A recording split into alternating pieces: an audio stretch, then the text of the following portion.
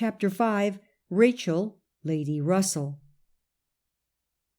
Rachel Risley was the daughter of the Earl of Southampton and a French Huguenot lady whom he had married when travelling in France, and who was renowned for her beauty and virtue.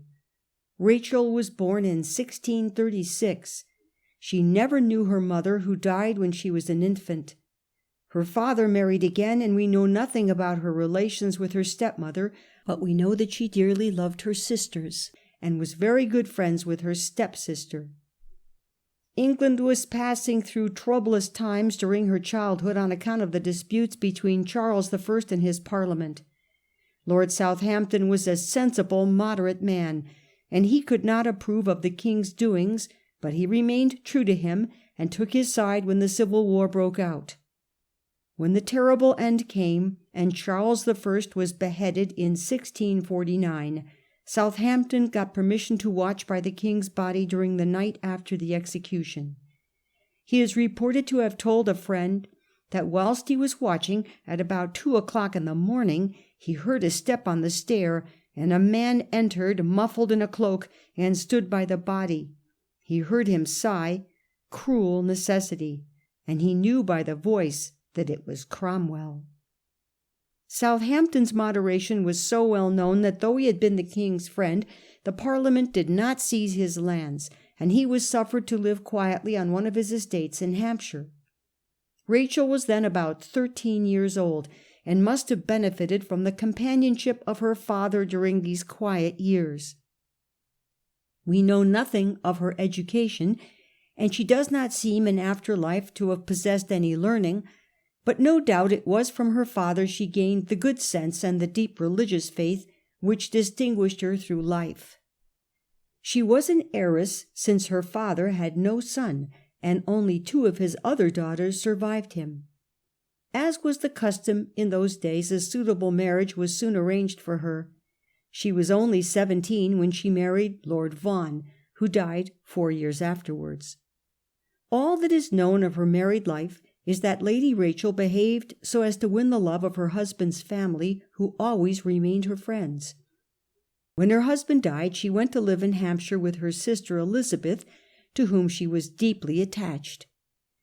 Each of the sisters possessed a fine house in Hampshire, and when Elizabeth died, both these places, Titchfield and Stratton, belonged to Rachel.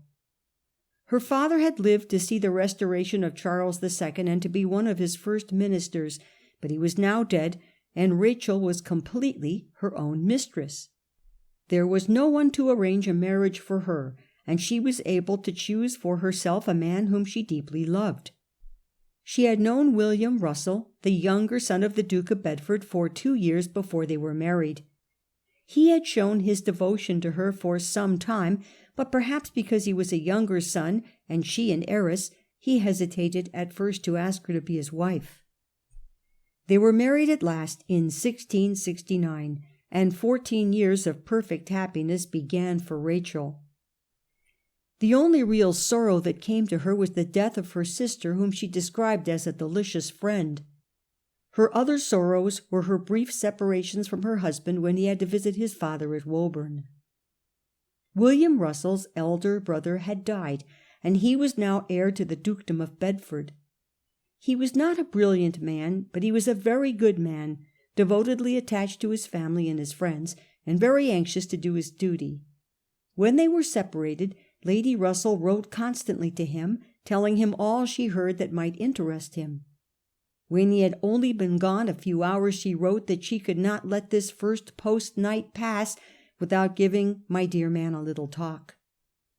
Once, when she had gone over to Tunbridge Wells to drink the waters, she wrote, "After a toilsome day, there is some refreshment to be telling our story to our best friends. I have seen your girl well laid in bed, and ourselves have made our suppers upon biscuits. A bottle of white wine and another of beer mingled my uncle's way with nutmeg and sugar. Beds and things are all very good here. Our want is yourself and good weather." They had 3 children, 2 girls and a boy, and her letters are full of allusions to the eldest. "Our little girl is very well and extremely merry, and often calls Papa. She gets new pretty tricks every day." And another time, Your girls are very well. Miss Rachel has prattled a long story, but I must omit it. She says Papa has sent for her to Woburn, and then she gallops and says she has been there, and a great deal more." Lord Russell was in Parliament, but at first he did not take much part in public affairs. He had no ambition, and liked his quiet home life better than the bustle of public life. For many years he sat silent in Parliament, but his strong love of liberty and of the Protestant religion at last drove him to be more active. There was much discontent with the government of Charles II, and with the favour which he showed to the Roman Catholics. Lord Russell joined himself with a number of others to whom the nickname of Whigs was given, who were anxious to maintain the rights of Parliament, and to prevent the king's brother, James, Duke of York, who was a Roman Catholic, from being considered the heir to the throne. Lady Russell was very anxious lest her husband should do or say anything rash, and even once sent him a little note to the House of Parliament begging him to be silent. People were then very excited and very bitter against those who thought differently from them. An impostor named Titus Oates pretended to have discovered a popish plot to destroy the king, and by his false accusations caused many innocent men to be put to death. A few years afterwards, others pretended to have discovered a Whig plot to kill Charles II and his brother. Lord Russell had not joined in any of the violent accusations made against those opposed to him, nor had he been aware of any plot, but he was a man of great influence, one of the leaders amongst the Whigs, and he too was anxious to keep James from succeeding to the throne. When people were angry and alarmed at the supposed Whig plot, the king and his friends thought it a good opportunity to get rid of some of the Whig leaders. There was one amongst them, Lord Howard, who was ready to secure his own safety by betraying the others. Lord Russell knew that he was in danger, and one day a man was set at his front gate to watch and to prevent his going out. But there was no one at his back gate, so that he could easily have escaped had he wished. This was perhaps what his enemies wanted. But he felt that to escape would be the same thing as confession of his guilt. He sent his wife out to ask the opinion of his friends, and they agreed with him. So he stayed quietly at home, and the next day he was fetched to appear before the king's council, and was afterwards sent as a close prisoner to the Tower. He knew the fury of his enemies, and said to his servant that they would have his life. And when the servant answered that he hoped they would not have the power, he said, "Yes, the devil is loose." From that moment Lord Russell allowed himself no hope. He looked upon himself as a dying man, and turned his thoughts away from this world to another world. But his friends, of course, were eager to do everything to save him. We can imagine what the suffering of his wife must have been. She, who had found it hard to bear a separation of a few days, had now to face the terrible probability that he would be condemned to death for high treason. Her first letter to him in the Tower was sent concealed in a cold chicken. Afterwards she seems to have been able to communicate with him more easily. Her courage was equal to her love, and she set to work at once to try to collect evidence in his favour. Her efforts never ceased during the fortnight which passed before he was brought to trial, and she got hold of every possible fact that could be urged in his defence.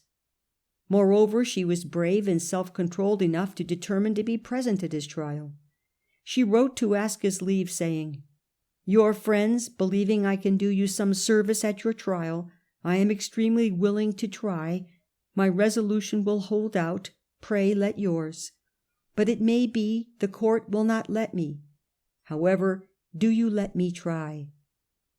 When Lord Russell was brought before the bar at the Old Bailey, he asked for pen, ink, and paper, and the use of the papers that he had, and said, "May I have somebody to write to help my memory?" He was told that he might have one of his servants to write for him, and he answered, "My wife is here, my lord, to do it." The Lord Chief Justice said, "If my lady pleased to give herself the trouble." so Lady Russell was allowed to be at his side to help him. He was accused of conspiring against the king's life and of plotting to raise a rebellion in England. Both of these accusations he firmly denied. The witnesses against him were men of despicable character, and there is no doubt that their evidence was false, but the jury found him guilty, and he was condemned to death as a traitor. There was only a week left before he was to be executed. His wife and his friends could not give up hope. His father offered the king £50,000 if he would spare his life, and begged him not to put his grey hairs in sorrow to the grave. People of all kinds interceded with Charles, but it was all in vain. Lady Russell never ceased her efforts. It was suggested that she should try to surprise the king in the park and throw herself at his feet, but this does not seem to have been possible. At her earnest entreaty, Lord Russell wrote to the king asking his pardon for having been present at any meetings which may have been unlawful or provoking to the king. But Charles never hesitated. He seems to have regarded Lord Russell as a dangerous person. Lord Russell himself was absolutely resigned to his fate and only wished to be left in peace to prepare for his death. Every day he was visited by a clergyman, Dr. Burnet, who was left an account of his last days, and Lady Russell was also much with him. She did not distress him by her lamentations, but showed a greatness of spirit which was an immense comfort to him. Sometimes when he spoke to her, the tears would come into his eyes, and he would quickly change the subject.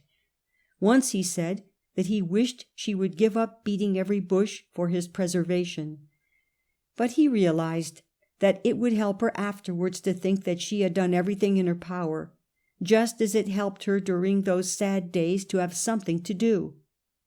He was always cheerful and ready to talk, and even joke with those who came to see him, but he gave his mind chiefly to prayer and religious thoughts, and to preparing a statement of his opinions which he wished to be distributed after his death.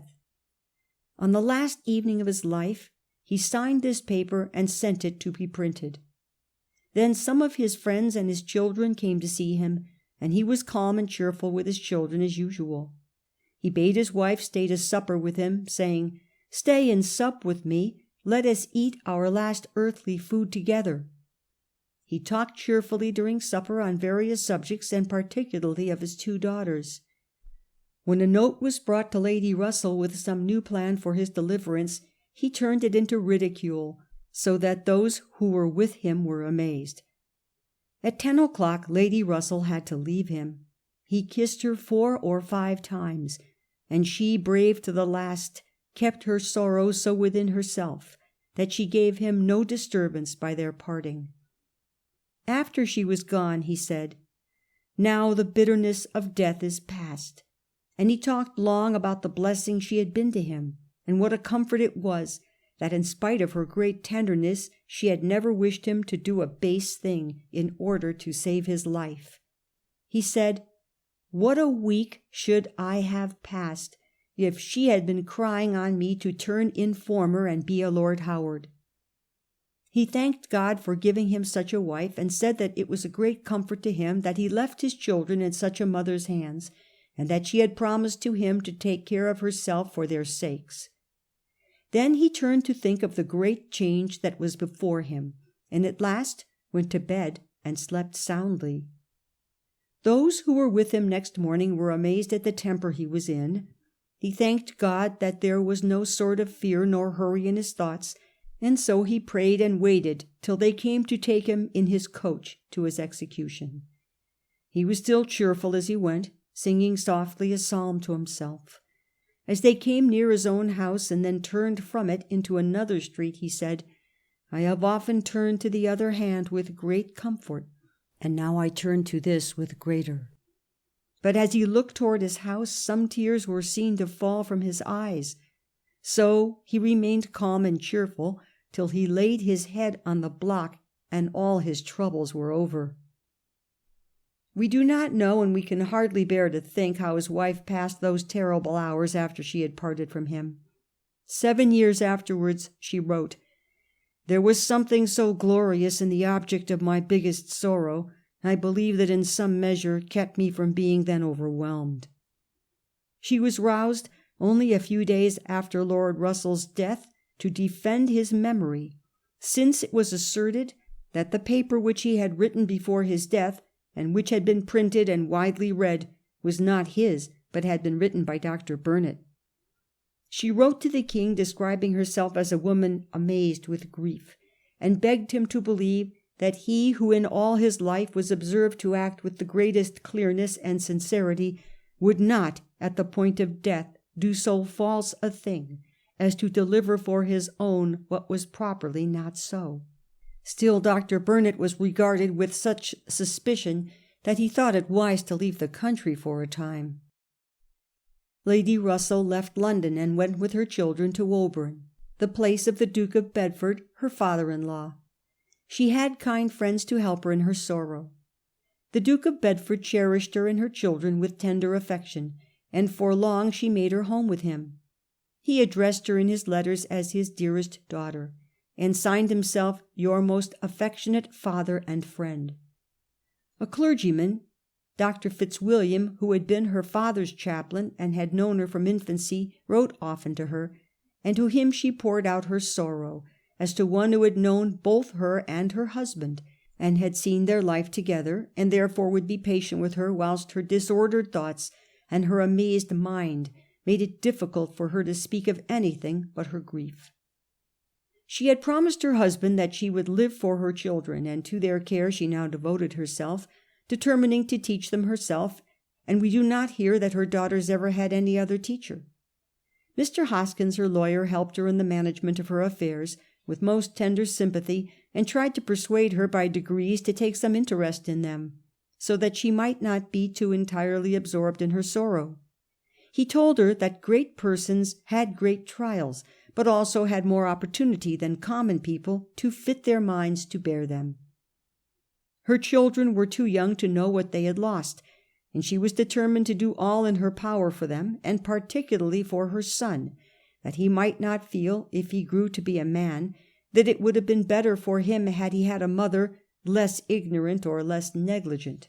She said that she had no choice in any matter for herself, and could not like one way better than another, so long as what was done was for the good of those young creatures whose service was all the business she had in the world.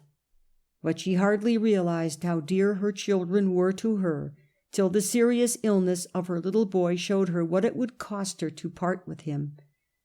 When he recovered, she felt that she had indeed something still to live for, and that she might be blessed with some joy and satisfaction through her children. Her little boy was heir to his grandfather, the Duke of Bedford, and on all matters connected with his education she consulted the Duke. Neither of them wished to make him begin study too soon, but Lady Russell was anxious that he should have a French tutor, that he might learn the language. There were many Huguenots in England who had fled from the persecutions in France, and by engaging one of them she was able both to do a charity and to be of use to her son. Only 2 years after Lord Russell's execution, Charles II had died and been succeeded by his brother James II. James II's attempt to upset the authority of Parliament and to rule by his own will alone led to the rebellion which in 1688 made his daughter Mary and her husband William of Orange King and Queen of England. Whilst these stirring events were passing, Lady Russell was living quietly in the country. Her only fear was lest her children should run any risk. Once things were settled, she knew that she could count upon the friendship of William and Mary, and at the Duke of Bedford's wish she went with him to London. She was full of thankfulness for the change, and wrote that it was difficult to believe that it was more than a dream. Yet it was real, and an amazing mercy.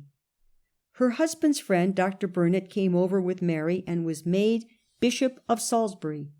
One of the first acts of the new government was to reverse the sentence passed on Lord Russell, and the House of Commons decreed that his execution had been a murder. Lady Russell was now in a position of influence and importance, but she did not change her quiet way of living. A paper that she wrote about this time for her children shows her loving anxiety for them.